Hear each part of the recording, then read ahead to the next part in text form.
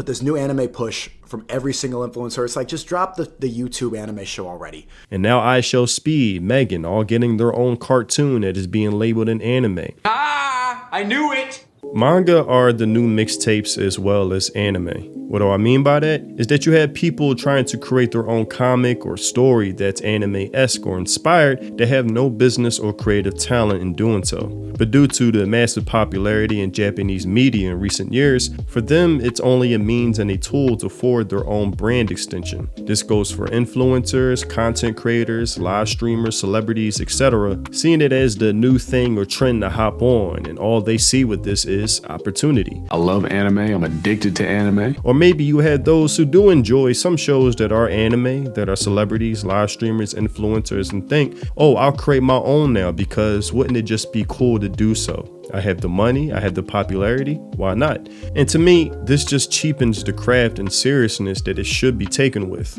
For instance, the reason why I say manga and anime are the new mixtape is that I remember growing up in an era where everyone wanted to be a rapper, especially in my city, to the point it almost became a meme before memes became internet popular. Everyone swore they had the best bars, making their own mixtapes of their own recorded music, trying to pass them out like free samples in the Sam's Club, but instead, they were always trying to sell you to buy their mixtape, hounding you outside of gas stations, retail stores, just walking you down the block of any street. Damn, man, let me see what's wrong with this damn car. Hey, fam, man, you wanna buy the CD? Man, hell no, man. Here go your CDs. Damn, more CDs. So I just bought some last week. Yeah, I told you you was gonna be buying them every day here. To where it became tiresome, exhausting, and annoying. A punchline like, here we go, another person wanting to be a rapper, selling me their mixtape. You're the 50th person today who claims to be the next Jay-Z, making you roll your eyes at the mere mention of it. And of course, if you decided to buy this mixtape they were selling you, which was just to get them off your back, you regretted it because it was just complete trash. And it wasn't just the average non-talented person attempting this. You also had celebrities, athletes, from basketball players, all you jealous punks can't stop my dunks, to football players, to professional boxers, getting to the point again where it almost became a meme, becoming a punchline and a joke, or something mocked in movies of athletes wanting to rap, trying to gain the approval of actual rappers. It's so hard to get respect as an MC when you're ball players. But I was thinking you could be my mentor. Right. Like you can help me with my lyrics. Right. Like a rap coach. Like a rap coach. Right. It eventually became a gimmick for some, only interested in the aesthetic of a rapper, commercializing it, saturating it, and making a mockery of it. New Year's Eve, Kelby D in the venue. Top the ring. Got marriage on my menu. Right. Marriage. Not just basketball with you. Yo, Drake? Drake? Oh, you got a two-way, man? Yeah. That now, for those who actually took the craft very seriously and passionately, it became too shameful to even mention that you wanted to rap because the image of it became so tainted and mocked that if you dare stated you rapped and are actually talented, you just came off like the other 1,000 people who said the same thing before you to whoever person you were trying to convince at the time. It all became a joke. But I also want to make this point. It's not like those who wanted to rap, though unskilled at it, weren't fans of it, hip-hop rap and the culture surrounding it. It's just the fact that so many think just because you're a fan of something, it automatically means you're qualified and skilled at it when it's not the case. A good example that demonstrates this well is a scene from Fresh Prince of Bel-Air where Will's character has his friend played by D.L. Hughley, a stand-up comedian, visits him while he's doing a show in his town. It's a craft that Will assumes comes with ease, downplaying the amount of effort it takes to do stand-up. All you gotta do is stand up there and tell a couple jokes. Anybody can get up on a stage and tell a couple jokes. Thinking there's nothing to it. Man, how you gonna say something silly like that? There's a craft to this, man. I take this real seriously. Oh, please, look, I've been funny all my life. And while backstage due to a comedy act they both do to get a girl's number, who's a classic 90s baddie. Excuse me, miss. Is this abrasive Negro bothering you? Yes, as a matter of fact, he is. Now you get out of her face now! Will's humorous side is displayed to the show's manager watching from afar and is offered a time slot in the next show. You a comic? Oh, no, I'm sorry. I'm not here for the audition. You don't have to. What I saw was good enough. You're in the showcase. You're on at 8:15. And to this, D.L. Hughley's character is offended by this. Yabba dabba do, I'm in the showcase too.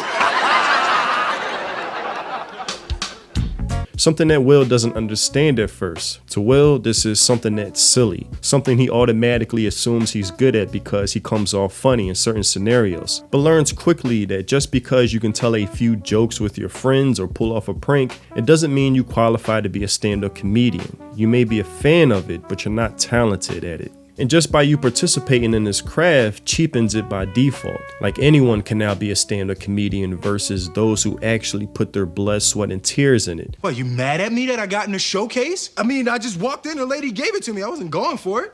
Yeah, but I was. Dedicating years and experience to honing their craft. You don't get this, huh? I worked my butt off to get here, man. You know how many clubs I got booed out of? How many dives I had to play till I got a routine that finally worked for me? Of what it means to formulate a joke and perform it on stage. This ain't nothing but a joke to you. To me, this is serious. So what, you asking me to back out? No. I'm asking you to just show me some respect. Respect? I walked through the door and before my butt hit the chair, the lady was giving me a job. You could learn something from me. Which again, Will learns quickly when he bombs in front of an audience.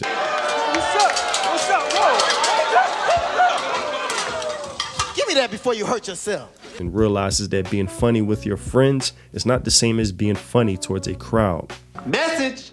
Just because you're funny and entertaining on a live stream playing games doesn't mean that's going to translate well into a story that's in a comic inspired by a manga format. Or just because you're a fan of MHA, Bleach, or Naruto doesn't mean you're the next Horikoshi, Kishimoto, or Kubo. I'm about to come out with my own anime. You ain't never seen that anime like this ever in your life. But will only lead to a mockery of the medium, bringing shame to it, while thinking what you're doing is good when it's actually a fucking disgrace. It cheapens the medium and makes it a laughingstock. Because now, every celebrity influencer wants to make their own manga and anime, or be part of the industry in some way, taking photos with this and that and doing collaborations. I did watch the live action show on Netflix. It was great. Luffy D. Monkey. Shout out Luffy.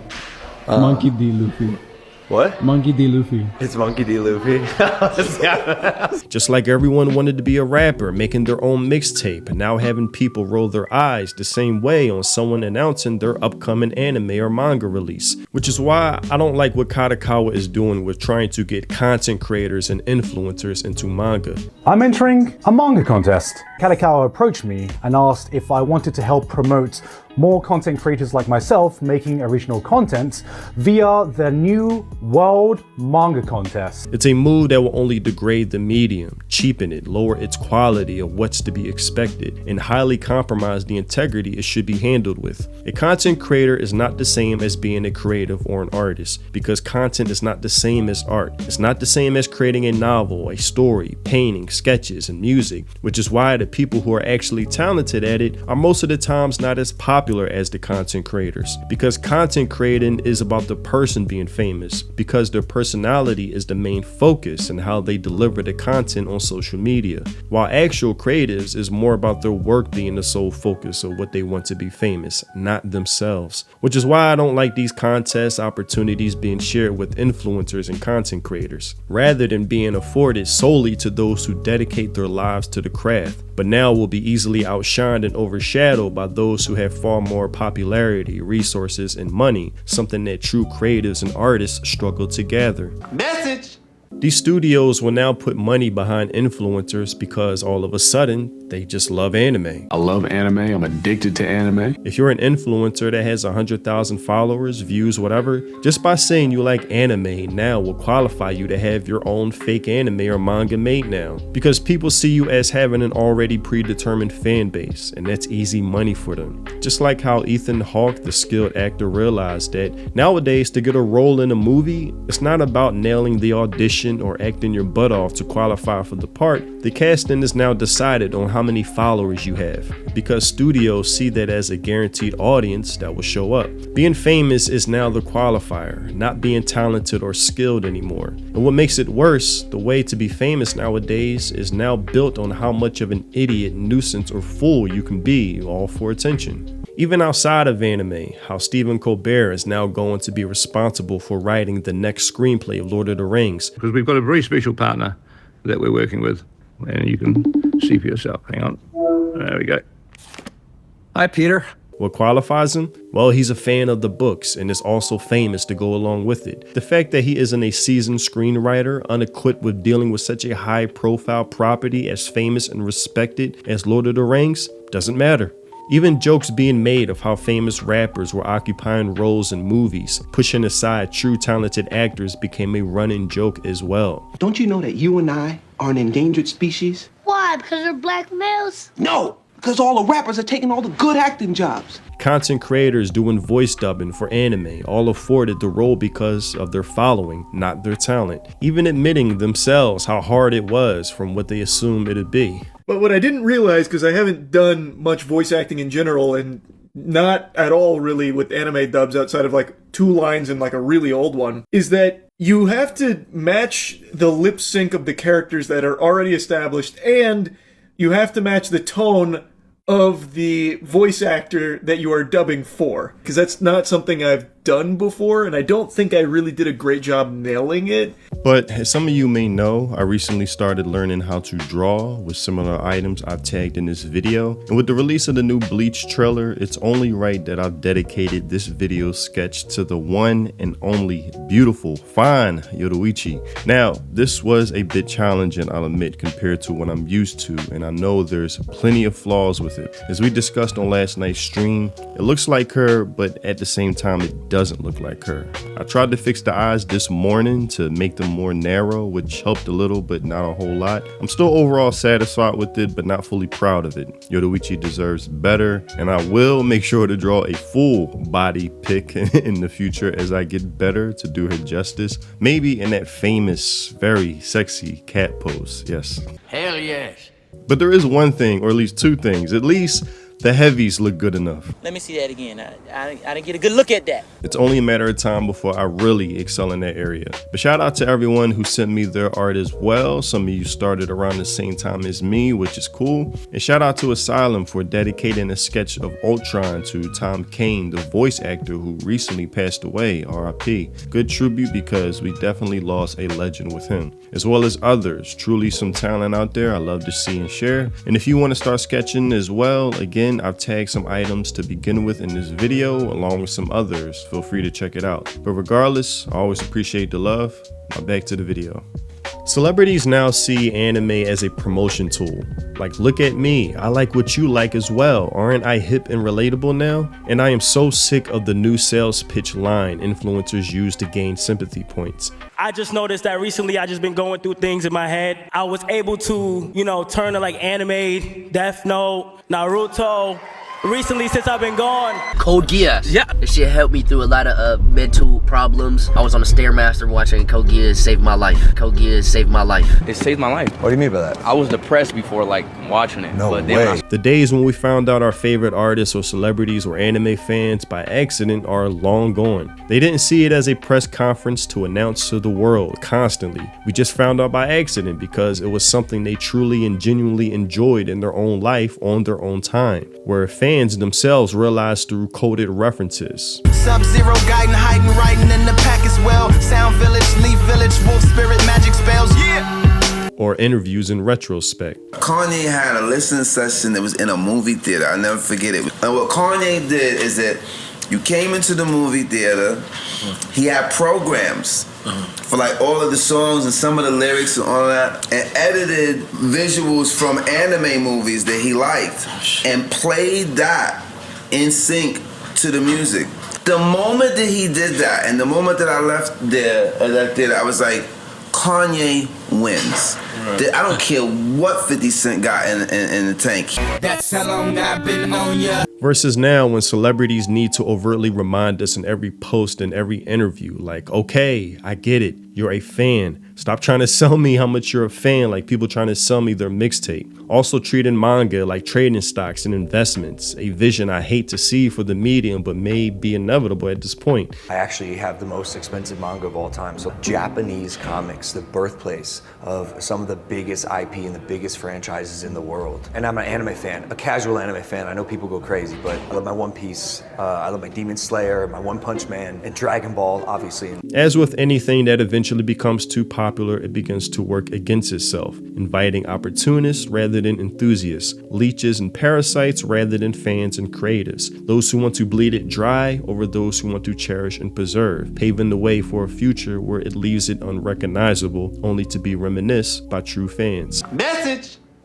But that's all I have for this video. Tell me what you think in the comment section below. Before I end this, in a previous video, I did share a clip of Sneeko discussing this odd artificial push from famous influencers promoting how much they just love anime to the public and predicting that this is all weird, leading up to some marketing for their own potential projects and collaborations. But something's going on here with this anime push and I don't like it. Mr. Beast changing his profile picture, everybody coming out and saying, okay, mental health is one thing, but this new anime push from every single influencer, it's like, just drop the YouTube anime show already. Is every YouTuber gonna get in a Netflix anime show? And coincidentally enough, we had Mr. Beast collabing with Naruto for a clothing line, and now iShowSpeed, Megan, all getting their own cartoon that is being labeled an anime. Ah, I knew it! They don't like it, but they know when they change their profile pictures to Luffy or whatever, when they talk about like, oh, season 8, episode 309 really helped my mental health in Naruto, they know that they're gonna milk the out of you, just letting you know that this new push is artificial. And it just confirms all the red flags that I've raised whenever I hear a celebrity trying to sell me how much they just love anime. Even The Weeknd, who I do enjoy his music, but posting pics with a manga he loves, which I'm sure he does truly love and enjoy, but then will make an appearance at the upcoming Crunchyroll Awards, contributing to a platform that makes it their job to hire corrupt localizers, injecting their own political ideologies, allowing the destruction of a foreign art form, only seeing it as a tool to fuel their own ego and agenda, something I just wouldn't see true fans doing. But maybe there's some ignorance there, but I don't know, it is what it is, whatever. Also, if you want to support me and the content I create, consider joining my channel and becoming a member. It's much appreciated. Thanks for watching, and I'll see you in the next video. Free think. Peace.